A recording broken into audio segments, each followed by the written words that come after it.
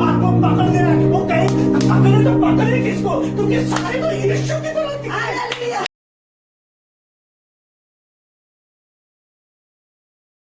यिर्मयाह उसका 15:16 पढ़िए। जब तेरा वचन मेरे पास पहुंचा। आप ध्यान से सुनो, इसके बाद हम अच्छे से इसको सीखेंगे। ये एक परमेश्वर का दास है जो भविष्य वक्ता है। भविष्य वक्ता का मतलब है भविष्य की बातें बताने वाला।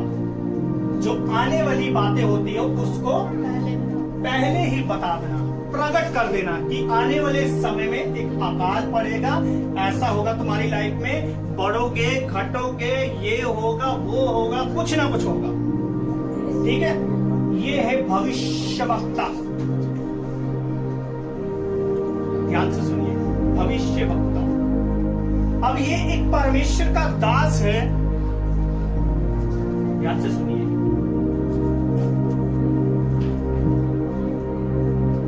आने वाली बातें प्रकट करना है। जो भविष्यवक्ता होता है ना, वो आने वाली बातें प्रकट करता है, आने वाली बातें बताता है, आने वाली बातें पहले ही सिखा देता है कि ऐसे ऐसे होने वाला है।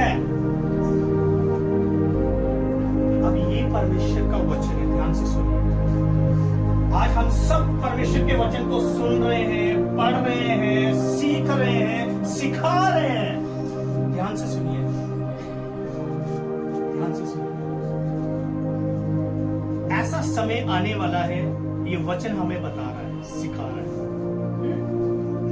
ऐसा समय आने वाला है जब इस बाइबिल से, ध्यान से सुना, इस वचन से काले अक्षर ये सब उड़ जाएंगे, सब उड़ जाएंगे।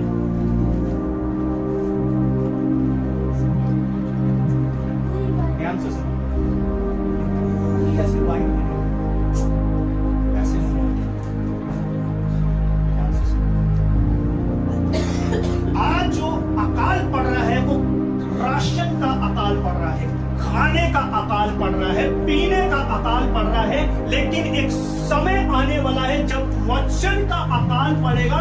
जब वचन का अकाल पड़ेगा उस समय पर परमेश्वर के दास लोग नहीं मिलेंगे और पास्टर लोग नहीं मिलेंगे, सुनाने वाले लोग नहीं मिलेंगे। अंत के समय में सबको अपने अंदर इतना वचन ले लेना है, इतना खा लेना है कि अंत के समय में जब अंत आए हमें एक एक वचन याद रहे। अगर कोई अंत के समय में हमसे पूछने के लिए आए कि बाइबिल हमें क्या बताती है, वचन हमें क्या बताता है, परमेश्वर के वचन हमसे क्या बात करना चाहता है, जब वचन आपके अंदर होगा तो ये वचन ही आपको दूसरों के लिए सुरक्षा के लिए भेजेगा। Hallelujah, hallelujah, hallelujah. इसलिए यिर्मयाह भविष्यवक्ता कह रहा है, जब ये वचन मेरे पास पहुंचा। आज वचन आपके पास आया है। जब वचन आपके पास आ रहा है ना, तो सबसे पहले ये वचन आपके हृदय में लगना चाहिए। हथौड़े के समान है ये, हथौड़े के समान। अब ध्यान से सुनिए, हम इस घर में हैं। अगर ये घर बेकार दिखाई दे रहा है ना, सुंदर नहीं दिखाई दे रहा, खूबसूरत दिखाई नहीं दे रहा, तो हम क्या करते हैं, हम लोग क्या करते हैं, हम लोग ये जो ऊपर की ये पेंट होता है ना, इसको हटाकर हम दूसरा पेंट इसके ऊपर छाप देते हैं। ध्यान से सुनिए, दूसरा पेंट। अगर हमने इस पूरे घर को बनाना है ना, तो हमें किस चीज की जरूरत पड़ेगी, हथौड़े की। जब लगेगा एक नहीं टूटेगा, दो नहीं टूटेगा, तीन, ध्यान से सुनना, टूट नहीं रहा लेकिन ये इसको कच्चा कर रहा है, खोखला कर रहा है, खोखला कर रहा है। ऐसे ही जब वचन आपके अंदर आए तो सबसे पहले ये वचन आपको मारेगा। यानी कि हमारे हृदय कठोर हो चुके हैं, कठोर हो चुके हैं। जब वचन आता है तो हम अपने हृदय को कठोर कर लेते हैं। इसलिए यीशु ने बोला, यीशु को बोला अपने शिष्य को कहा चुप रहे ये शांत पक्का ये लिखा है। यस पत्थर चिल्लाएंगे? अरे पत्थर नहीं चिल्लाएंगे, पत्थर वाले जो हृदय हो गए ये चिल्लाएंगे, ये बोलेंगे। जो यीशु पे विश्वास नहीं करता ना, तुम्हारा यीशु है, तुम यीशु यीशु यीशु करते रहते, उनका हृदय पत्थर हो चुका है। जब ये वचन उनके अंदर जाएगा, उनको तोड़ेगा, उनको मारेगा, और जब वो मारेगा तब हृदय पूरा टूट के बिखर जाएगा। और बिखरे हुओं को किसका काम है जोड़ने का?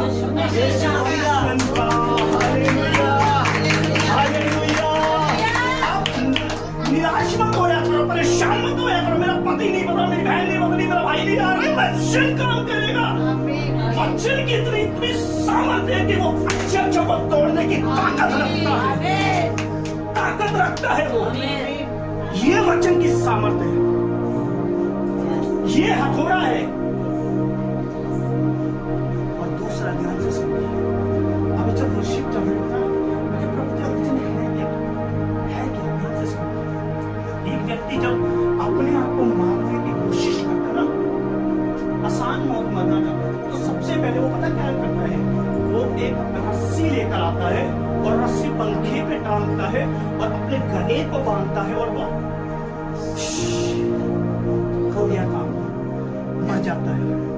अब ध्यान से सुनिए, वचन क्या काम करता है? वचन भी ऐसे ही काम करता है। वचन जब हम पढ़ते हैं, जब हमसे गुनाह हो जाता है ना, जब हम वचन को पढ़ते हैं, ये वचन एक ध्यान से सुनना, ये रस्सी के समान है, रस्सी के समान। ये किन चीजों को खत्म करता है? ध्यान से सुनना, ये शरीर को खत्म नहीं करेगा। ये शरीर के अंदर जो अभिलाषा है ना, पाप है, बुराई है, जलन है, ये आपको पूरी रीति से बांध देता, आपके गले को, और आपको मृत्यु की तरफ लेकर जाता है। यानी कि आपके अंदर से पाप को मारता है, व्यभिचार को मारता है, कड़वाहट को मारता है, जलन को मारता है। ये वचन ऐसे काम करता है। Hallelujah, hallelujah, hallelujah, hallelujah. ध्यान से सुनिए, ये मेरी ओर से नहीं है, ये मेरी ओर से नहीं है, क्योंकि मैंने वचन तैयार नहीं करा, मुझे मौका नहीं मिला। लेकिन जो वचन ऊपर से आता है, सबसे पहले वो लिखा है मिलनसार होता है, वो मिलाता है एक दूसरे को। ये वचन कड़वाहट नहीं लेकर आता, तेरी कड़वाहट, मेरी कड़वाहट, हम कड़वाहट नहीं, ये वचन मेल मिलाप कराता है। आज किसी की लड़ाई हो जाती ना एक दूसरे की, तो उसको मौका मिलता ना, हाँ आज मेरी बारी आई है, आज ऐसे वचन बोलूंगा ना, इसको समझ आ जाएगी, इसके लिए वचन होगा। अरे वचन पहले उसके बाद, उसके लिए बाद में होगा, पहले तेरे लिए होगा। और वचन पहले तुझे मारेगा। वचन, आप जितना वचन के अंदर जाओगे, ये वचन आपके अंदर से उन चीजों को मारेगा, मारेगा। मुझे 3-4 दिन से और कुछ दिनों से ऐसी चीज याद आ रही है, यीशु मसीह ने कैसे कोड़ा बनाया होगा, जो कबूतर बेच रहे होंगे, कैसे उन लोगों को बाहर निकाला होगा।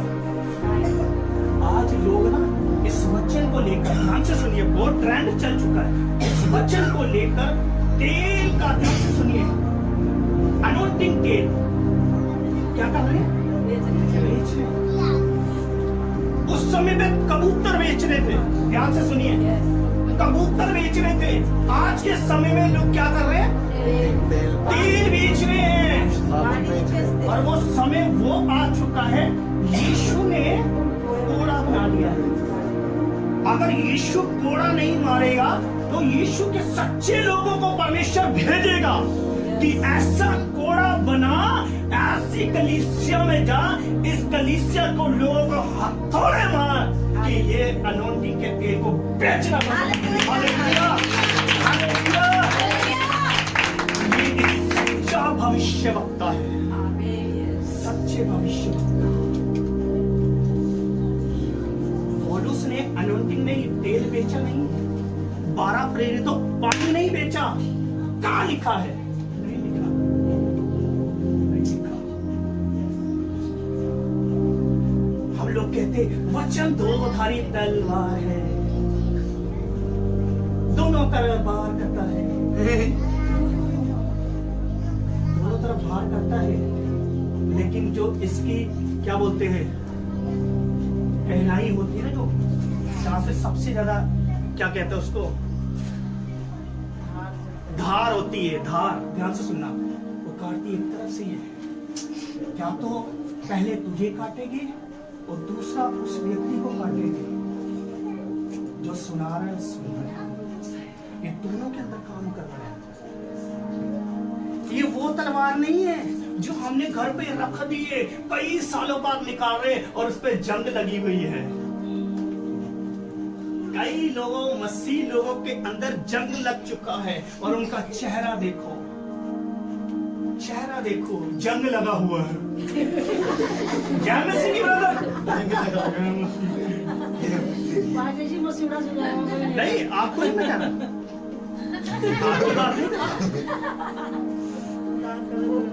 ब्रदर जय मसीह की कैसे हो? जय मसीह की, जय मसीह की। तुम्हारा यीशु तो तुम्हारे अंदर काम कर रहा, मेरे अंदर काम क्यों नहीं कर रहा? क्योंकि तूने तलवार को क्या करा हुआ है? ऊपर रखा हुआ है, वो जंग लग रहा है। दूर की जंग साल में एक बारी साफ नहीं करनी है, क्यों? अच्छी दिखाई दे तलवार, और ये तलवार साल में एक बारी निकलती है। हैप्पी बर्थडे, यीशु का क्रिसमस आ गया, अब वो भी आने वाला है, व्हाइट कपड़े पहन के आ जाएंगे, यीशु आ गया।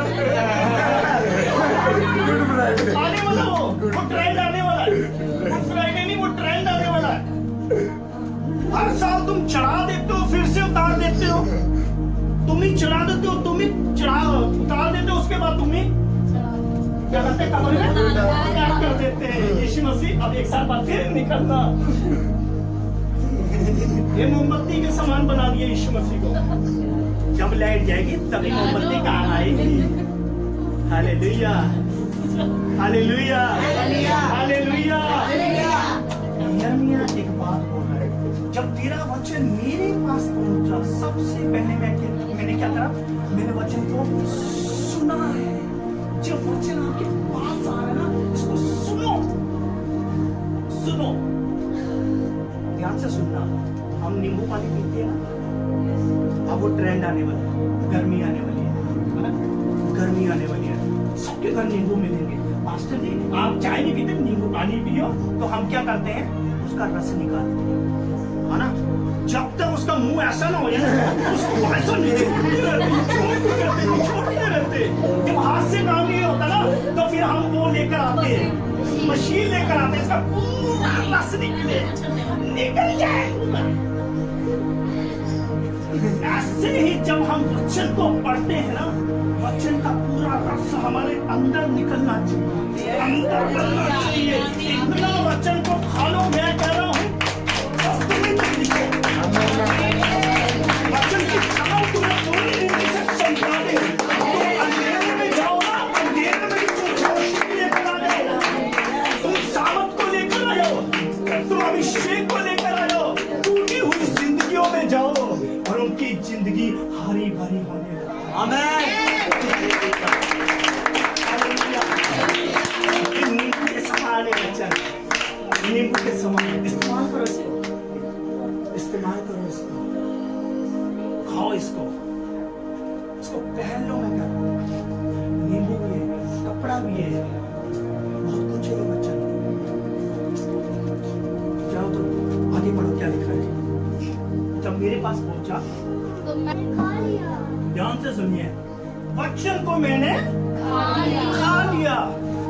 एक भाई की स्टोरी मैंने सुनी कि वचन को खा लो। अच्छे मास्टर जी, अगले दिन अपने घर पे या सारे पन्ने पाए, वचन मेरे अंदर आ चुका है। अब देखो वचन क्या काम करता है। सारे पन्ने उसने खा लिए। मुझे नहीं पता बाद में उसके साथ क्या हुआ होगा। ऐसे समझदार लोग भी होते हैं, हमारे इंडिया में बहुत मिलेंगे। Hallelujah, hallelujah. क्योंकि एक व्यक्ति जो वचन को समझा रहा है ना, उसको पूरा समझाओ कि बेटा ये वो नहीं, ये राशन नहीं, चावल नहीं, रोटी नहीं, इसको तोड़ा खाया नहीं, इसको पढ़कर खाओ। खाओ जितना खा सकते हो। ये परमेश्वर के सच्चे दास ने बोला, वचन तब तक खाओ जब तक वचन तुम्हें ना खा ले। हम वचन खा लेते लेकिन वचन हमें नहीं खाता। क्यों नहीं खाता? ध्यान से सुनिए बेटा, शांत हो, ध्यान से सुनिए। वचन हम खा लेते हैं, जब वचन का समय आता है हमें खाने का, वो हमें खा नहीं पाता। और हम पता क्या करते हैं? वचन को खाने के बाद हम दूसरों पे ये वचन क्या कर देते हैं? थोप देते, दे देते हम। और वो वचन नहीं होता। वो पता क्या होता है?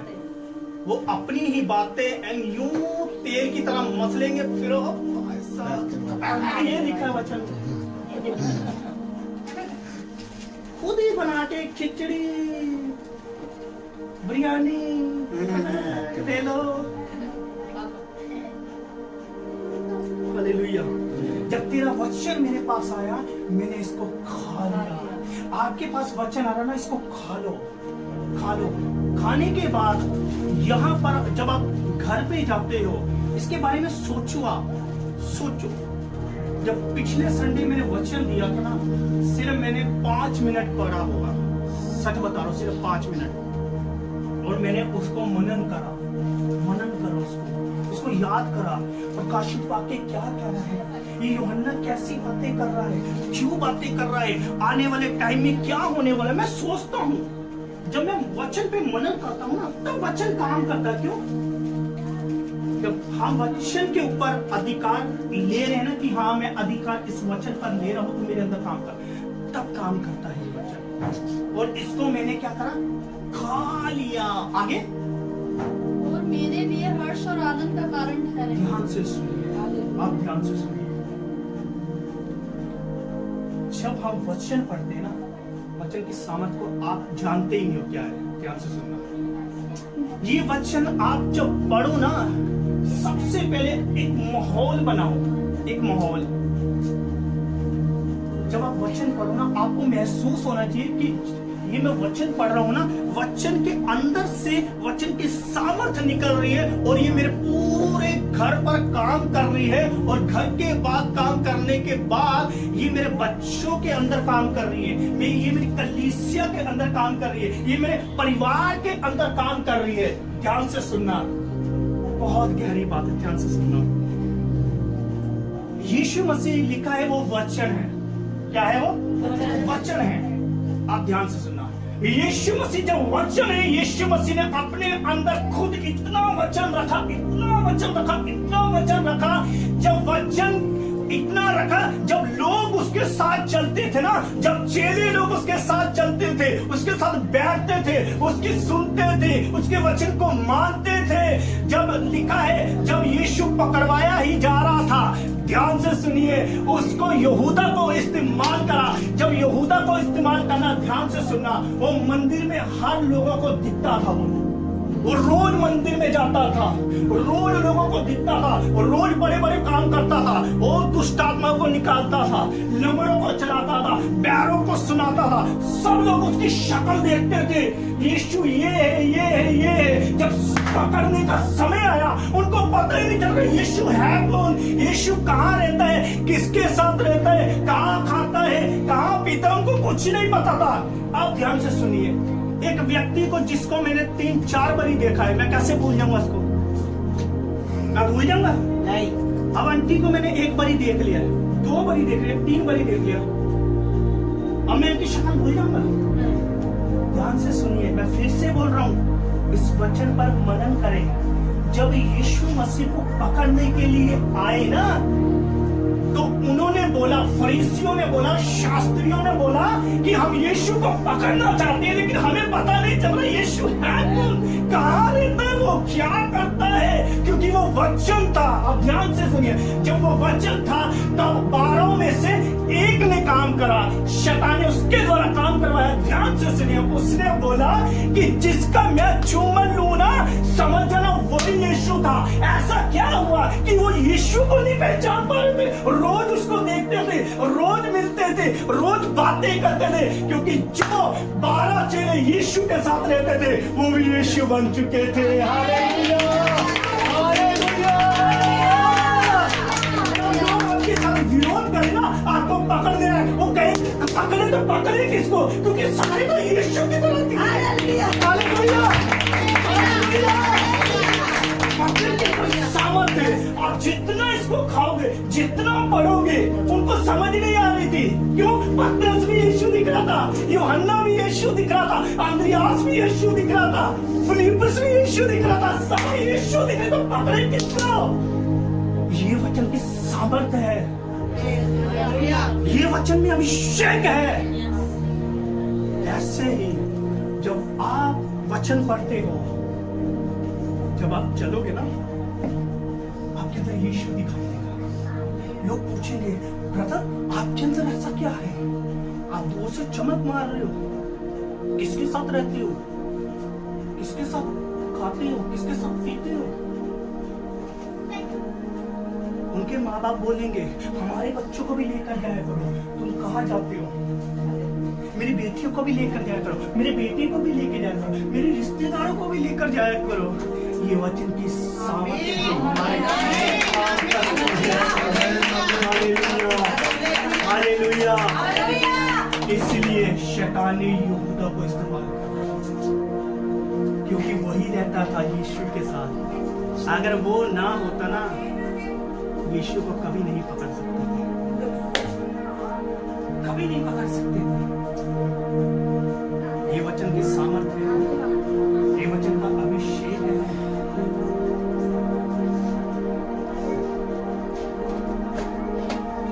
ये वचन घूम रहा है आपके घर में, हल्के में मत लिया अगर वचन। बहुत बड़ी ताकत है ये, बहुत बड़ी ताकत। जब हमारी सोच खत्म हो जाती ना, ये वचन जब काम करता है, वचन काम करता है, छोटी सोच भी बड़ी होने लग जाती है, बड़ा होने लग जाता है। हालेलुया। एक छोटी कलीसिया है, लेकिन ये बड़े बड़े बुलंदों पर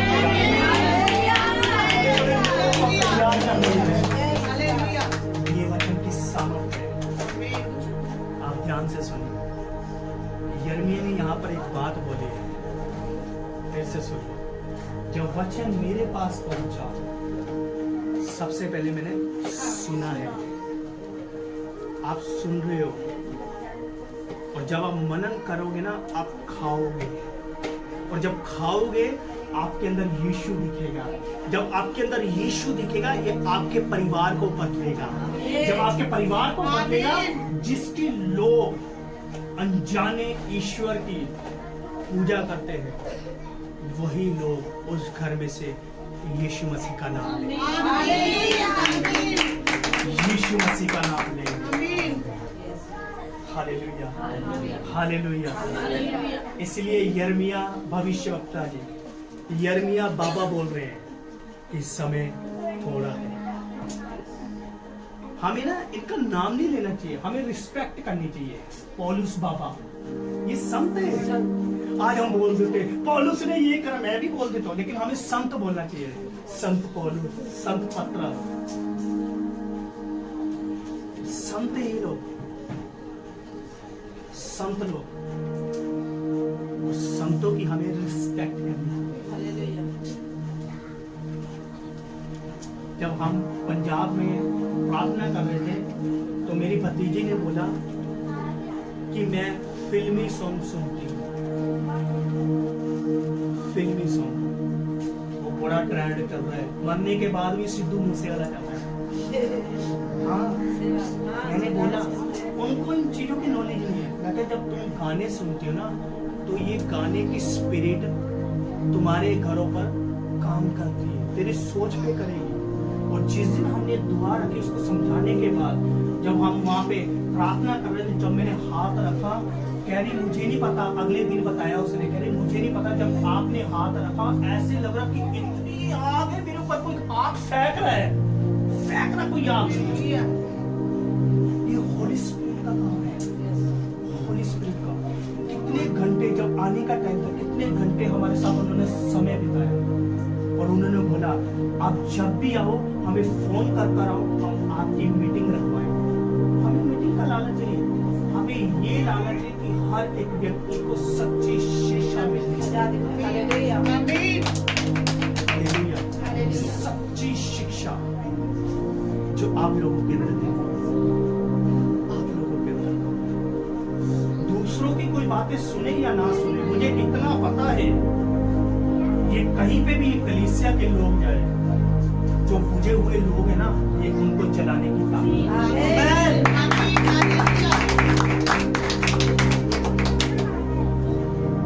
हमें आज भी याद है जब हम एक जगह पर काम कर रहे थे, तो एक लड़का चर्च में जाता है, ध्यान से सुनना, चर्च में जाता है, उसकी कलीसिया है। उसने कहा ब्रदर मुझे एक बात बताइए, कुछ सिखाओ आप। मैंने सिर्फ ये पूछा कि यीशु है कौन, छोटी सी उसको बात बताई। उसने उस टाइम पे मुझे क्या बोला कि मैं आपके चर्च में आना चाहता हूँ, यूथ मीटिंग रखो। योगेश, यूथ मीटिंग रखो। और मैंने एक चीज सोची कि हमारे अंदर हम नहीं बोल रहे, ये पवित्र आत्मा बोल रहे हैं, जो मरी हुई कलीसिया है ना, वो जाग नहीं पाए। पौलुस का एक काम था, जो मरी हुई कलीसिया होती थी ना, बुझी हुई कलीसिया होती है, संत पौलुस उस जगह पर जाते थे ना, वो कलीसिया हरी भरी हो जाती, हरी भरी हो जाती। इसीलिए सबसे ज्यादा आप वचन को समय दीजिए, प्रार्थना को समय दीजिए, और फास्टिंग चालू होने वाली है 22 तारीख से।